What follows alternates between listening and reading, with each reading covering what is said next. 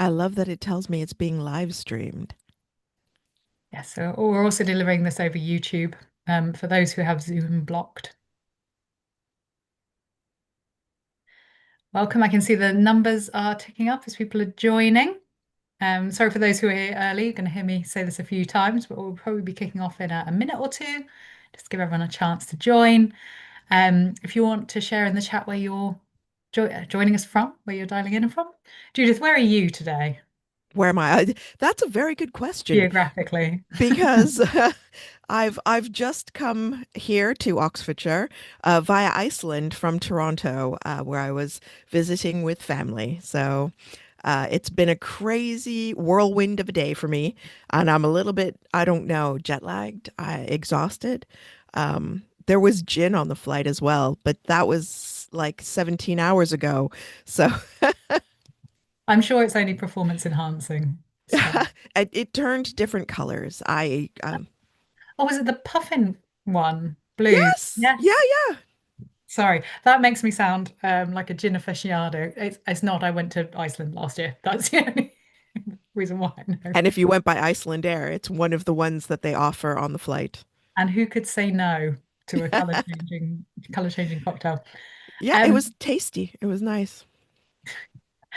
welcome everyone who's joining. I see we've got the numbers ticking up. I think maybe we can get started. Okay, so hello and welcome everybody. This is your first live expert Q&A as part of your fast track to digital marketing brought to you by eConsultancy. And boy, do we have an expert for you today, not just on Icelandic gin, but on search more broadly. But just to remind you who I am, I'm Rose Keane. I'm the Content Insight Director here at eConsultancy and of course your program host as well. I'm becoming an increasingly familiar face to all of you, I'm sure. Now, today I am joined by a person who I think is probably one of the most engaging thinkers on the topic of search, Judith Lewis. Now, Judith is going to introduce herself and all her credentials in a bit more detail in a moment, but just to share that she's one of our favourite experts to work with, and she's contributed to a range of different e-consultancy pieces of content, including our very well thought of and very comprehensive SEO best practice guides. Now, just before I hand over to Judith to talk us through all the trends and what's new in search, just a little bit about what you can expect from today.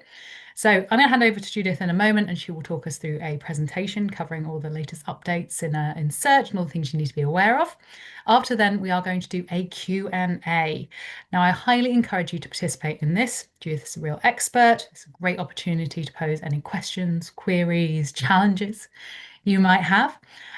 Do make the most of her expertise as we have access to it. And with that, just over to you, Judith, to talk search in 2025 and indeed beyond.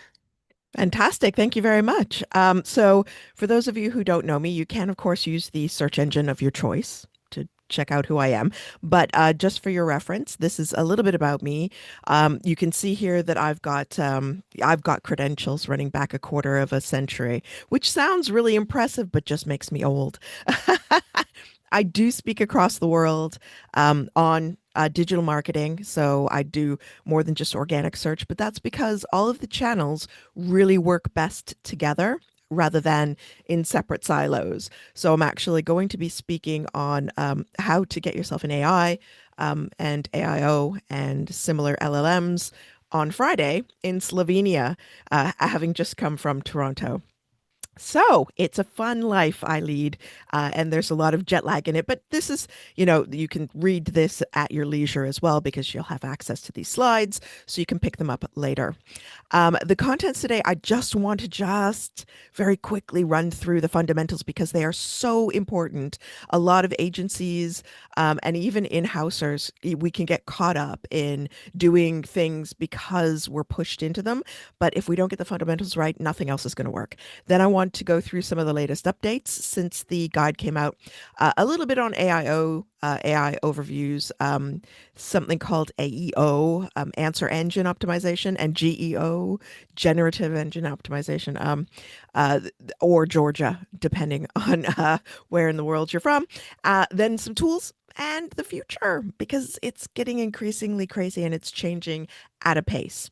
Now, today, I really want to hopefully ensure from this that you understand the module that you've just gone through for SEO, that you understand as well, or at least have access to knowledge for the updates to the basic algorithm. So the underlying really important stuff, not the fancy schmancy stuff on top.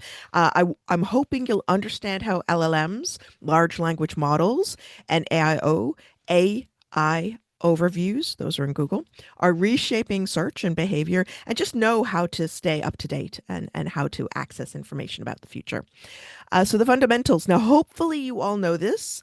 Hopefully you know these three pillars of SEO.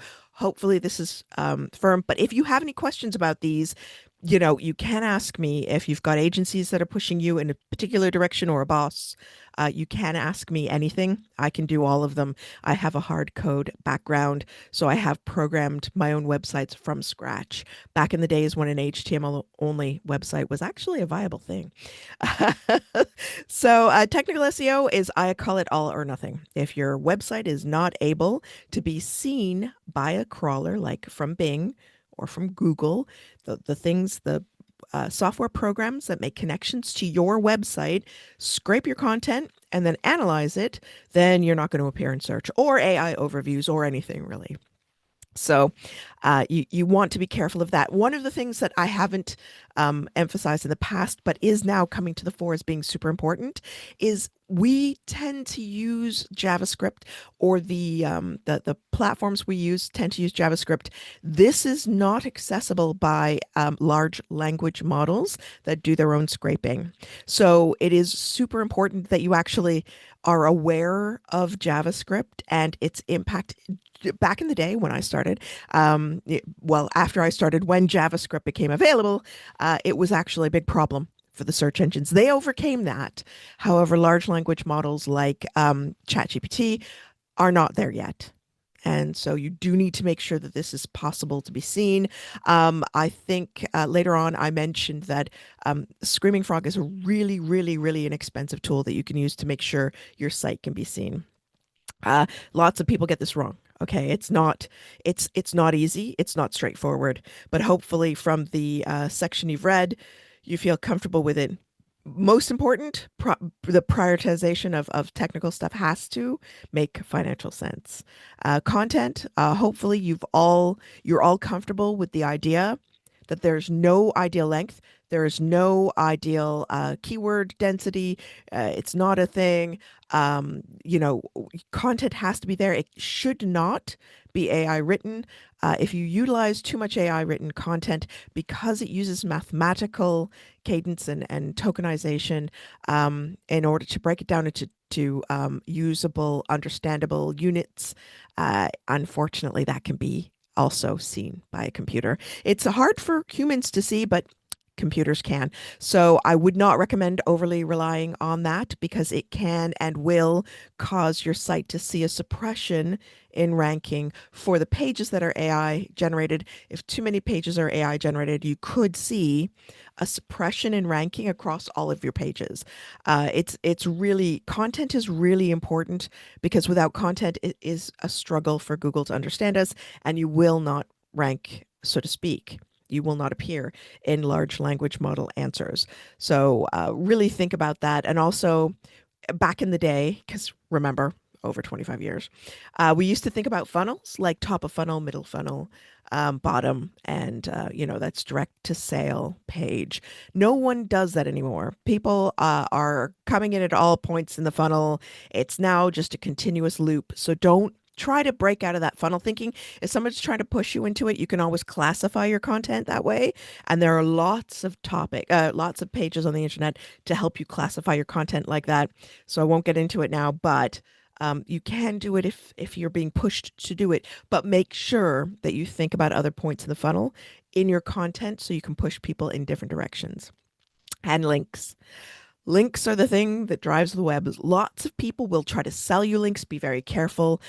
Low quality or irrelevant links generally don't do you any harm, but they don't do you any good. So they're a waste of time and money. However, at volume, bad links or like irrelevant links, or just, like if I'm a motorcycle repair shop and I'm getting a link from a gift store, it's not likely to do me any good. But if I get 10,000 links from 10,000 different gift stores all over the world to my motorcycle repair shop in, I don't know, central London, it's going to look a little suspicious. And that could end up with a ranking suppression. Now, the reason I keep saying suppression and not penalty is because a penalty will appear in Google Search Console. And so you will be able to identify that you've had a penalty. A suppression does not. You simply don't rank as well anymore. How do you find them? You have to figure out what you did wrong. And unfortunately, it's not that easy. However, by understanding this module, it will be much easier. So links are essential. Do not buy link packages. Work hard on earning them through good content, good research, etc. There are lots of ideas. I do a lot of M2B and B2B, and we do earn our links. It's not just B2C who can do it. So if you're in manufacturing or if you're business to business, you can do this. It's just you have to think a little differently. That's all. And Majestic is one of the tools that I recommend because it's an industry leader. However, Ahrefs and SEMrush both give you excellent link information. So hopefully, if you've got any questions about those, you've popped them in. But I'm going to go into the latest updates because those are really, really big. And some are fundamental in the way that they've changed things. So there have been a lot of algorithm changes, and there are constant algorithm changes. They can be kind of grouped into three buckets, I guess you could say, which is what they're now calling core updates. So core updates are, foundational. They hit a lot of things. Most updates hit a lot of things these days, so that's just Google trying to obfuscate things. There are spam updates, and these are baked into the algorithm. So it's not like Panda and Penguin. If you read about those that came in the past, where those spam algorithms had to be run separately to the actual algorithm. So it wasn't a live change in rankings all the time. It had to be manually run. And there was a period of about a year or year and a half where Penguin was not rerun. And so a lot of the sites that were hit and penalized in that update never recovered for a year and a half, and some of them went under. So that's spam updates, but these are now baked into a constant rolling analysis and change. And then there's what I've called deepfake and other updates. And these are things like reviews and whatnot that Google has specifically targeted. So core updates, as I mentioned, it is everything. So it's not just like targeting spam, it's targeting just how content is analyzed, how links are weighted and analyzed.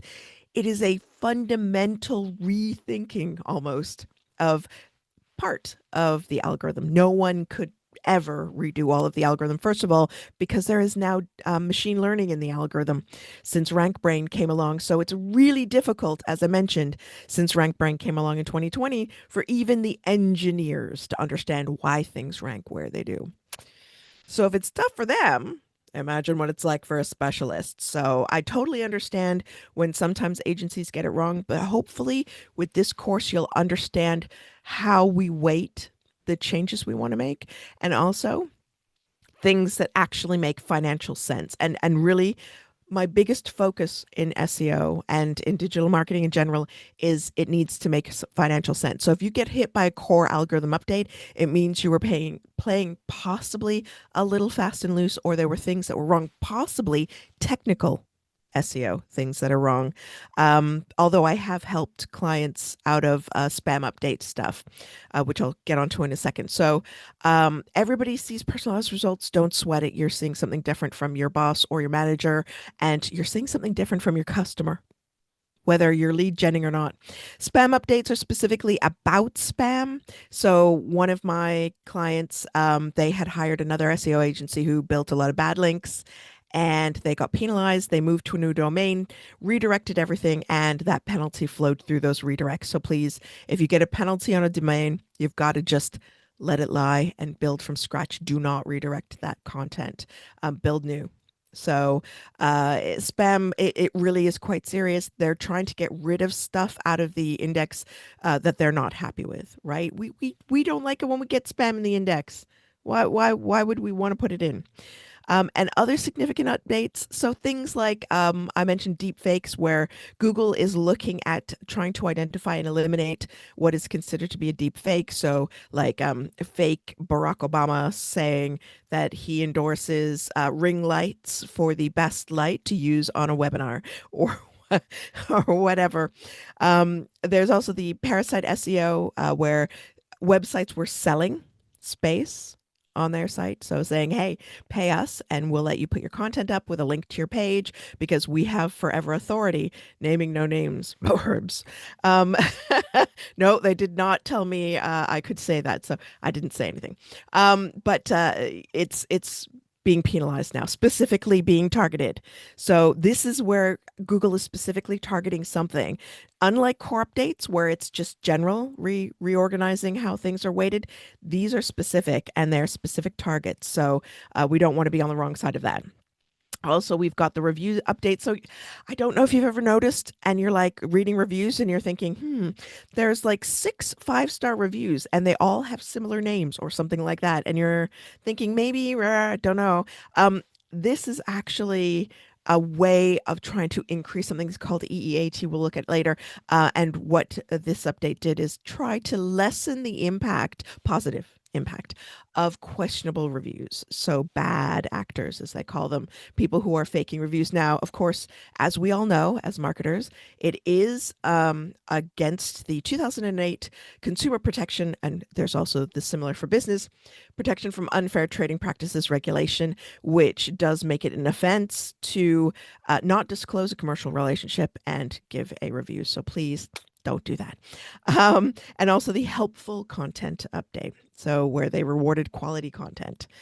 Interactive next paint, it's not mentioned in the guide or in the course, but it is actually important in terms of Google, and the Google calls it interaction to next paint. What is that? It's technical, and I'm sorry, it's a little bit complex, but basically it's speed. That's all. It's site speed. But it's one of those things about site speed where you can see here, this is e-consultancy, and you can see how they pass. It's a pass mark for e-consultancies. I believe it's their desktop version. Yes, various desktop devices. You can see in the middle at the lower bar, and it's many samples from a Chrome UX report. What's happening? People who use Chrome to access a website are, whether you know it or not, sending stats back to Google. Yes, and what they're sending is speed stats. So when you scroll on a website or you click on something, how quickly does that website respond? Is it slow? Does it show something really quickly or not? So what they're trying to do here is they're trying to make every experience that people get from their search results a good one. That's all this is. It's speed, but it's specific elements of speed. Please don't let people, whether they're your dev agency or your manager, focus on one thing too much. But I did want to add this because it replaces one of the other measures that has gone by the wayside. Let's see. The next one is the extra E. So we've been talking about EAT for a long time. However, Google, in their infinite wisdom, right, decided to add an extra E. I don't know. Sometimes I think they wait until somebody publishes something and then they're like, let's just fundamentally change all of these things. No, in this case, what they're trying to do is they're trying to make it so that it doesn't have to be just formal education that gets you acknowledged as an expert in something, but also having lived experience. But they want both. So they would prefer if you were talking about congestive heart failure that you actually are a doctor that specializes in congestive heart failure rather than a dentist, or I don't know, an esthetician. So they'd prefer you to be an expert, a recognized expert in this field. However, they also recognize that you can be an expert because you've lived an experience. And this is what they're trying to do with EEAT, is to give lived experience as well as actual learned knowledge experience a boost. And this is how a website ranks, especially if you're doing what we call your money or your life. You might have seen the acronym YMYL. And this refers to a special category of website topics like medicine, supplements, financial, fintech, anything like that. You need to be an authority across having experience demonstrated through blog posts or guest posts or articles in recognized newsletters, newspapers or magazines. You need to have expertise. You need to have, instead of just telling you about it, I'll give you the slide. Um, you have to have an acknowledged like degree or some sort of formal education in it. You need to be authoritative. So other people need to actually refer to you and cite you. And then you have to have a degree of trust. And this is probably the hardest for us to unpick what Google is actually looking for here. And we know a little bit, but we don't know all of the elements. So EEAT, the extra E, is very important, but you will not rank your content well, especially if it's a topic that has other people that you're competing against. If you don't establish that you have credibility in this area, and EEAT is how we talk about what Google is looking for. And this is Google, not Bing. Bing has a whole different set of criteria. They do overlap a lot. And of course, Baidu has their own criteria that they use. If we're talking about LLMs, again, it's a different set of criteria that are for large language models that go into whether you are actually a result in a large language model or not. A lot of stuff is coming from certain places. There are fantastic articles about it, especially by Lily Ray. Um, and talking about large language models, and I've said for AI, but it's not artificial intelligence. My younger brother's a mathematician, and he and I do argue and discuss this at length. But I recommend, and other people recommend, using schema. Why? Because schema helps break a page down into parts that the computer understands. And this has actually been the case since Wolfram Alpha, for anybody who remembers that. And if you don't, you might want to use the search engine of your choice and look at Wolfram Alpha, as it was a search engine that relied on schema because schema, not relied on, but utilized schema quite heavily because schema enabled us to identify parts of a page that were something like an FAQ or organization or a dentist's office or a price or whether it's in stock or out of stock. And LLMs are using this. So OpenAI does use schema to help it understand your web content. So I am, of course, only talking about stuff that is accessible on the internet and not purely in printed magazines, but hopefully that was self-evident. Uh, so schema, I always am an advocate of. However, I am not a person to say, get this on at the expense of everything else. Other things need to happen first. The money is made in the low-hanging fruit plucked first, and then getting into stuff like schema. Do not try to get into an LLM a hardcore if your website is flailing in other areas, because it just won't work. LLMs are not as robust as Google. And Google does still have, unfortunately or fortunately, the vast bulk of searches on the internet. Schema.org is a website that you can refer to. You do not have to buy some sort of crazy expensive plugin for WordPress. You can actually access the correct markup from a central area, and it is free to look at schema.org and identify stuff, but you do need to be a little bit of a nerd. So get your agency involved in ensuring that that's getting done, but not at the expense of other things. It is not an inexpensive thing. It should only be done during a sprint as part of other work. It should never be its own push.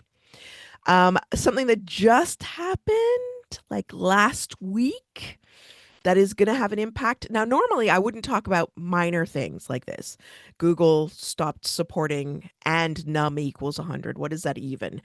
What that did is it enabled us, or a tool, a rank checking tool, to look at the top 100 search results in one call. What does this mean? Tools are going to get more expensive. And the various tool companies have already, except for advanced web ranking, have announced that they will be increasing their prices, or they'll be going to different models. They won't be updating their keyword tracking as frequently. AWR has said that they won't be increasing their costs, but that's for existing people. I don't know what it will be like for new subscribers. So I said this may mean last week. It now has been confirmed. It does mean that tools are going to become more expensive. Some of them will be limiting their results, so your keywords will not be able to be monitored in real time in the same way. However, if you're using something like oh gosh, I can't remember what it's called off the top of my head, but it is out of Romania, and you plug in GA4 and Google Search Console and they do the insight analysis for you. Those tools will not be affected by this because they are not doing any rank tracking of their own. They are simply looking at your own data that has been collected. AI updates, just to quickly go through these. What's happening is that the AI overviews, or everything else, it's resulting in more conversational queries. The other day, yesterday or the day before, my father's wife was doing a search about how to store eggplant. So she went to her phone and voice searched on Google for how to store eggplant, and Google read an AI overview out to her on how to store eggplant. Now it was long. Uh, I don't know. I don't have the patience and attention, and I would have missed the part where no, you shouldn't refrigerate it if you're going to use it within the next few days, because that information came so far down. I think it was a good minute to maybe 90 seconds, and I just don't have that attention span. She did. I was already off doing something else and kind of ambiently listening in the background. So it's doing more longer conversational queries. How do I store eggplant, in Toronto? Is there outside a good thing, like down in the basement? What? LLMs and Google, because they're doing these conversational answers, are encouraging more conversational queries. However, I know I talk a lot about ChatGPT and AI overviews and stuff like that. LLMs like Perplexity and ChatGPT are not garnering that much search volume. They have less than 10%, and Google still has the lion's share. So we're talking about like in some countries, numbers lower than Bing. Sorry, OpenAI. But I'm sure it's growing. It is growing. I know because I've seen the graphs, and it may overtake Bing one day. But it's going to be difficult to become a Google killer. So I think that Google is still, unfortunately, here as our boss for a while yet. AI overviews are still, a work in progress from Google's side. Why? Because they are a trusted engine. They've been working on this stuff for years, and we as human beings have dealt with ambiguity for a long time. An LLM, which is designed to give an answer, has not. So if you do a search for Sequoia or Apple or something like that, where it's ambiguous and it's not really clear what the intent is, it will struggle. I did it with Sequoia because I wanted to know about the Mac OS, and I thought, it came out 2 years ago. It should be safe. It was not. It couldn't give me the information. However, a Google search did, because I could deal with the ambiguity of the different search results about trees, trucks, parks, financial institution, etc., coming up, and I could pick the one I wanted. So that's where Google still is. That's why Google still is working on it, and that's where these things fall down. The optimization towards these things, same as always. Do not optimize differently, except in the way that I've said. If you weren't going to do schema, or you'd left it on the back burner and it's in like the next sprint or 16 sprints down the road, make sure that you've got the fundamentals done, the money is coming in, and then get that schema reprioritized. So, it is changing, but it's not changing a ton, which means that we might need to look at new tools. I have mentioned already some tools. SE ranking isn't one I've mentioned to this point.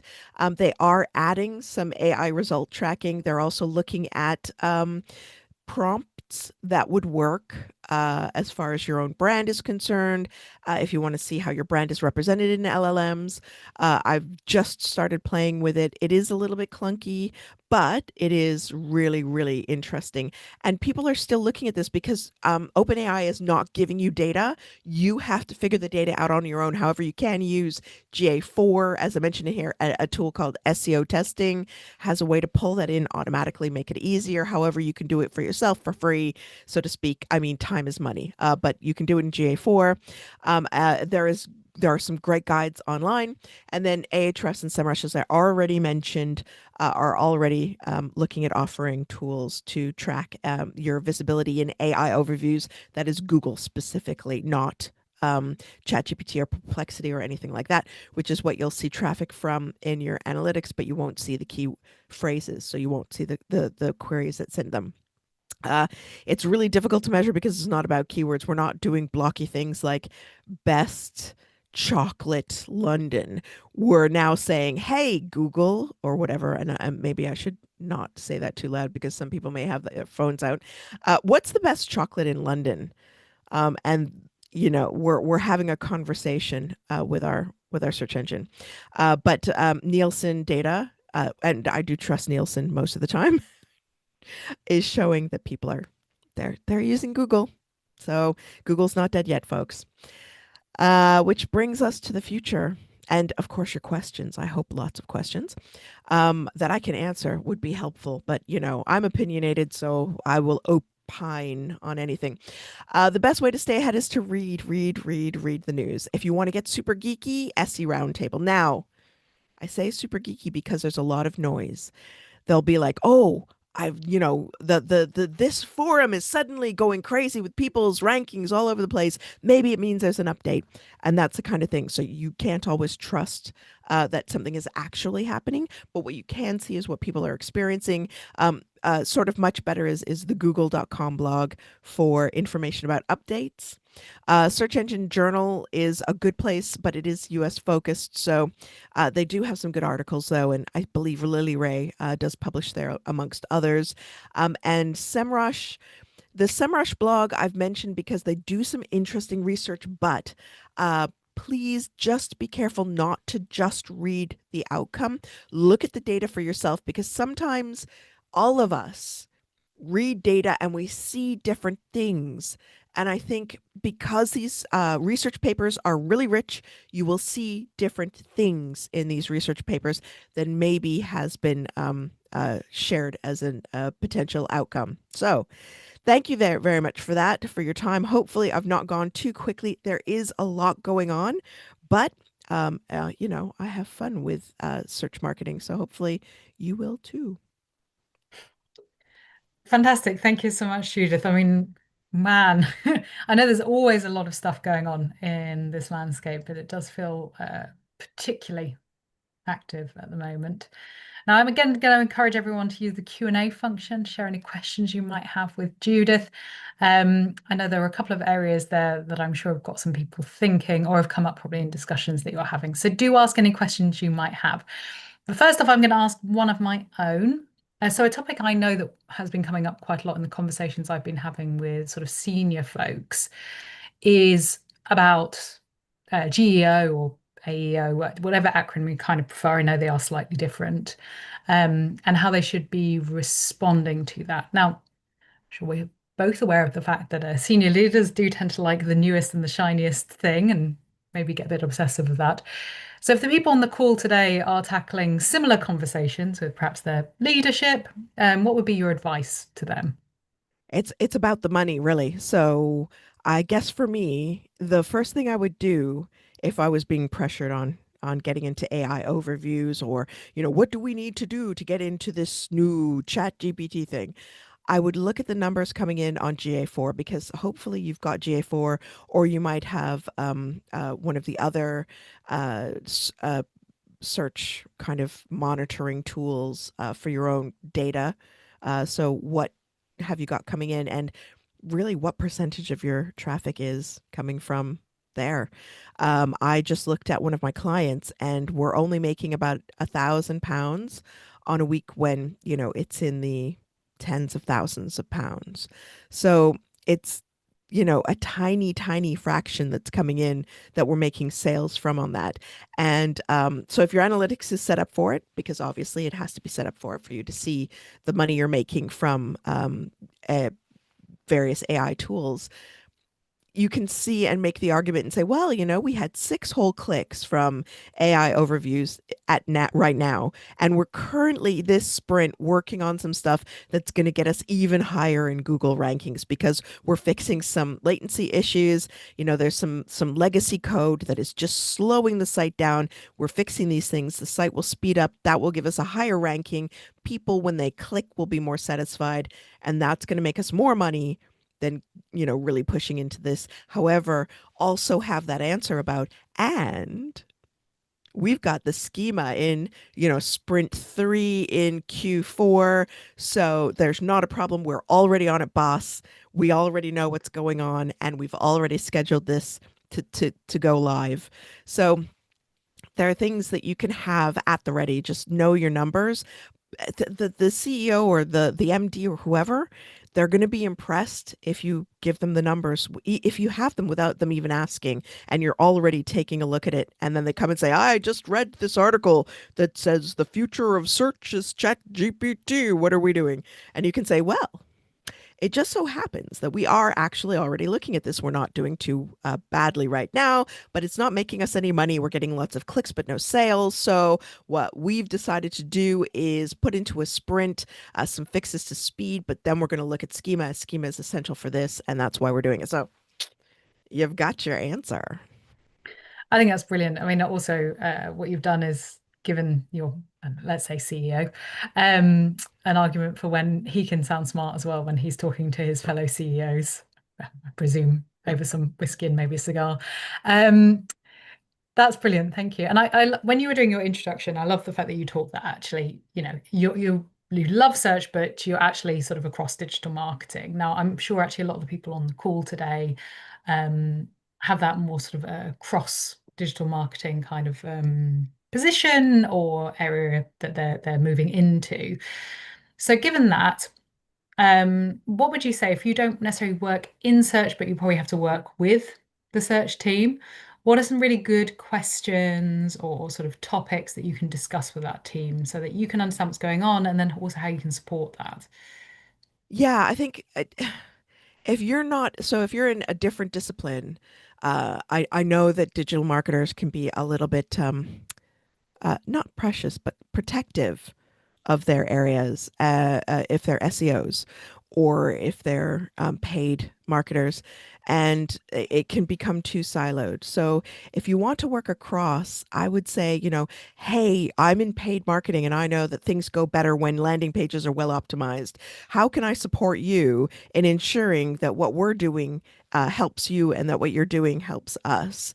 How can we make more money together? And if you are always couching it in terms of making more money, one of the best things is social media. The social media team, if you have one, should absolutely be talking to the search team, especially organic, because it will impact on their rankings hugely if they get mentioned in Reddit. Whereas somebody in the social media team, Reddit may be part of their remit because they're answering questions about automotive parts or astronomical equipment. Some telescopes or something, and they just don't think about the SEO implications. And the SEOs are like, oh my God, we got a link from Reddit. Oh, Jesus, look at all this stuff. And we're ranking better. Yay. And we're coming up on Reddit search results. So sometimes what we're doing in other channels has a massive impact on the organic search results. So whether it's Reddit, Twitter, or other channels that are showing up in, X, in the search results, what you do in one channel can have a huge impact in another channel. And also, paid results, it's a psychology thing. So if you appear, it's repetitive impressions. So if you appear in a paid search result, and then you also see that organic search result as well as a searcher, you're like, oh, for some reason, I trust Bob's horses and watermelons more than I trust Frank's tackle and fruit. I don't know why, but what it is that subconscious recognition because you've seen it in paid and seen it in organic. And hey, maybe you've had a tweet that you were exposed to, or something on Threads that came up, or Facebook, or something like that, a Facebook paid ad. The repeated impressions are going to get the organic click or possibly the paid click. So, absolutely, if you can take them donuts or have them out for a coffee, or, like I hate working lunches because working lunches is like, hey, I'm going to make you work through your lunch and not pay you. Uh, but if you can get like a nice lunch in, like a nice lunch, not pizza, and then have people collaborate. There does need to be a leader, so there does need to be like the CMO or somebody heading up marketing, or somebody who's coordinating five different agencies, bringing everybody together. But the synergy that happens when you've got social and paid and organic all working together is absolutely amazing because I have a client. He was like, "So we're going to get an advertorial in these magazines, which will also go online." I was like, why didn't you tell me that's part of my organic targets then? I need to get links in these things because I can then get better ranking. Even though it's a no follow link, it's still a mention, and I need mentions, and mentions mean rankings. And my goodness, why didn't you tell me? Because paid media was busy going off doing its own thing in magazines, not really considering that the digital part of it was important to us. So this is why coming together, and that this was off a regular quarterly meeting where they were just like, yeah, yeah, we're gonna look at, I can't remember what it was, the Royal Horticultural Society or something, and we're gonna get in there, and they've offered us some, I don't know, banners and an advertorial, so we're just gonna have them write it. I would like input on that, please. So the synergy that happens over a lunch or over a snack or over a coffee or a water cooler or a scheduled meeting is across all the channels, all the channels that you've got working for you is essential, whether it's agencies or people in an office. I the I cannot emphasize enough how many ways you will make a company more money by coordinating, by just having a coffee and a chat about what you're up to. It's amazing. So it's valuable. It will make the company money. And whether it's your company and your money, or it's your boss's company and their money, it makes your job secure and makes you look like a superhero.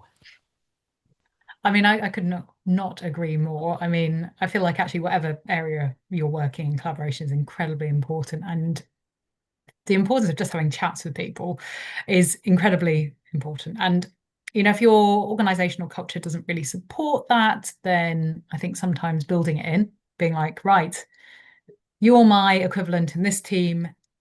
Once a month, we're going to have like a 15-minute catch up. I'll bring the Percy pigs. We'll just chat over what we're doing. The value of that is enormous. And definitely worth it. I like that point you made about exposure as well. Actually, interestingly enough, I was writing something about the exposure effect. Like the more time you see something, actually, the more you like it, the more fond you feel towards it, the more you're likely to select it. And it is interesting, isn't it? Because why do we think that way? But we do think that way. So the power there as well, I think, is incredible. Some great things to highlight. Now, team, I should say everyone who's on the call, do share any questions you might have in the Q&A. That other point you said about collaboration, I think neatly feeds into actually what's going to be the final week of this course, which talks about integrated digital marketing. So bringing all the things you've learned about together. So a nice sort of a precursor to that, I think. Okay, we've got a question in the chat from Richard, who says, when selling B2B, our target audience is not always the customer. We are trying to reach the salespeople of the partner channels and their techies. But because the organization is vast, there's no central database of these people. So we rely on platforms such as LinkedIn. We build a bank of relevant content. It's mostly article based. How often do you say it's permissible to republish content that you may not have had such a good reach without compromising the overall value, or should an article be rewritten to change its appeal? Uh, I mean, it's a complicated question. Like I said, I work with M2B and B2B, and I think that Um, if you're not quite getting the right audience on an initial write up, it's probably language usage or targeting content. It's probably better to rewrite or rethink if it's not getting the pickup that you think. And also, if you're posting it on LinkedIn, you do need to have that audience connected to the business already, or you need to pay to reach out beyond that ecosystem. So it's not quite as easy as like a Google. Like if you have a blog, you publish it on the blog, unless that's what you mean. In which case, because I brought my own biases and thinking from other B2B and M2B clients in.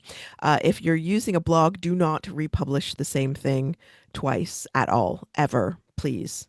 Because all that is duplicate content and it's useless and pointless. If you find that you've written an article, it's not getting reach, check what your target audience, who, as you say, it's not the customer, it's the salespeople and whatnot. And lots of times I have to target like the PA of the CEO and not the CEO themselves, or have some content for the PA, some content for the CEO, and they're very different tones of voice and very different content pieces. And so if you're not catching the audience, step back, double check what your keywords are, your language usage, and the topic. And just check that it's aligned. Do some competitor analysis. Check what the keywords are that you're seeing coming through in your Google Search Console or your Bing webmaster tools. Just double check that like what's going on is working. Also, I've seen, so there was one B2B client ranking for X hamster, and I'm not going to explain what that is for those of you who don't know. Please don't Google it, or at least not at Not work. from a work computer anyway. Yeah, please be very careful, because they were a lab offering lab tissue samples that would be used on hamsters. And so the X is it's an annotation, a space, and then the word hamster. How in the world they were ranking top 10 for that was another story, but it was accidental. We had to put stuff into images to stop it ranking. So, sometimes we look at stuff and we don't see what Google sees because Google is using math, not human brain. So we need to think back to the math part. Maybe you're using all the right words, but the math isn't mathing, and you just need to look at keyword placement within the content. Maybe you've so one of the crimes that many people commit, not actual crime, in content is they will have in their first paragraph a link to something else that is a topically related topic, but not the topic of the page, but still close enough that you're sending Google a signal saying, hey, this is not the right article for that topic. The other one is.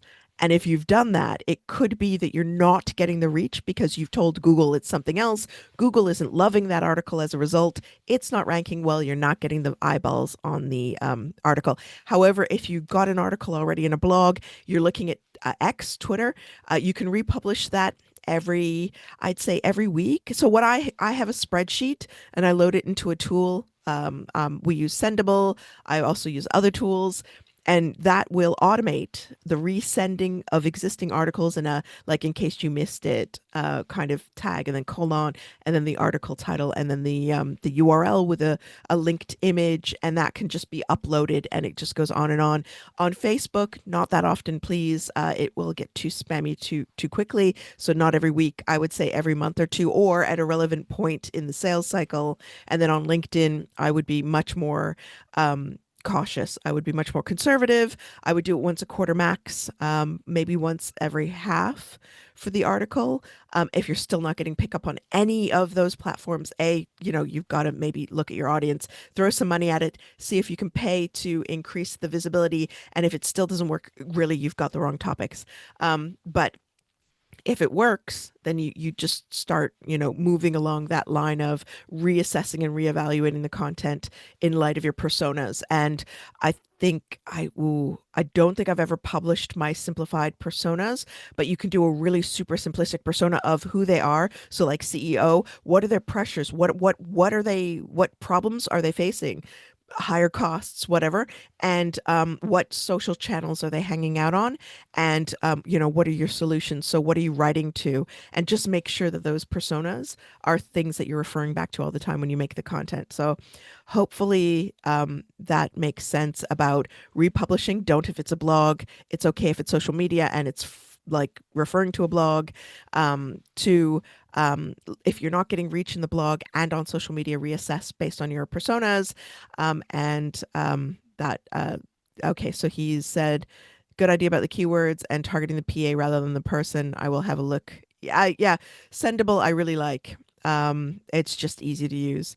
And it's just certain ones that seem surprisingly not picked up. All of us face that. Every single one of us has poured our heart and mind and time and effort into an article. I did one, I worked with YouGov on an article and it was a thing of beauty. I loved it. I spent so much of my time on it and it went nowhere and it broke my heart. But we all suffer that sometimes. So it might be your YouGov moment. Brilliant. I think that's a wonderful response. And I like the idea of targeting the content, other routes to getting to the person who, ultimately might be the decision maker. This is more, I guess, ABM as opposed to exactly um, sort of broader search. But we've seen some really interesting examples of people actually doing almost psychological profiling. If you have a very targeted set of audience, um, and then it's the same messaging, probably the same research, but the way you're delivering it, the lessons you're pulling out, the arguments you're pulling out, profile to that, and how that can increase engagement. In fact, actually, many moons ago, I used to work for a different company, and we had a very specific financial thing in Asia, where the engagement with that content, really the target list of people to get to engage with it was something like 10. There were very few people who were actually the decision makers who it really mattered that they saw it. And as a result, the sort of journalists and writers who would put that together would work in, they were so close to the profiles of these people that they were able to really understand what was going to appeal to them. Even then, it's not a one for, you don't always win, but it does increase your likelihood of getting that attention, I think, especially given the competition, particularly if they're high value audience members. You're not the only one trying to get in front of them. Thank you so much. I'm just going to have a quick check of the Q&A box, and if not, I think we've managed to answer all the questions. So with that, I'm just going to say a huge thank you to you, Judith. This has been very insightful. I always enjoy listening to you talk through this topic and any other, actually, to be honest. So thank you so much for your time and sharing your expertise with us. Thank you all to all of you in the audience. It's great to have had you here and engaging and asking your questions. So next week in your fast track, you're going to be talking about advertising and paid search. So digital advertising, paid search, so the paid side of things. And with that, I'm just going to say again a huge thank you to all you all. Wish you a great rest of your day and see you next time on Fast Track. Yes. Thank you, everyone.